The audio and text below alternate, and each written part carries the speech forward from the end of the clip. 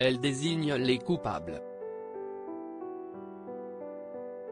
En février dernier, Meghan Markle et le prince Harry ont renoncé à leur titre de membre senior au sein de la monarchie britannique après avoir essuyé le refus d'Elisabeth II de les voir assurer des devoirs royaux en parallèle de leurs engagements personnels. Un coup dur pour le couple Sussex qui a décidé de se livrer dans un grand entretien accordé à Oprah Winfrey, une première depuis leur sortie de la famille royale britannique.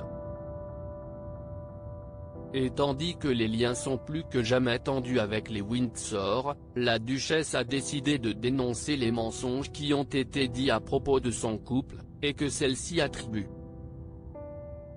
à la famille royale. Et plus particulièrement à 3 membres.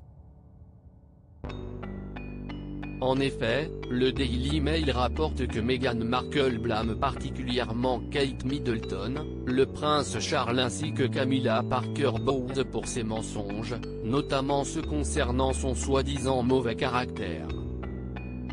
De l'épisode lors duquel la duchesse de Cambridge aurait fondu en larmes à cause de sa belle-sœur, ou celui du choix de la tiare pour son mariage qui avait agacé Elisabeth II, autant de récits dont la presse est fait le relais, et qui auraient été selon l'épouse du prince Harry divulgués par les hommes en costume gris.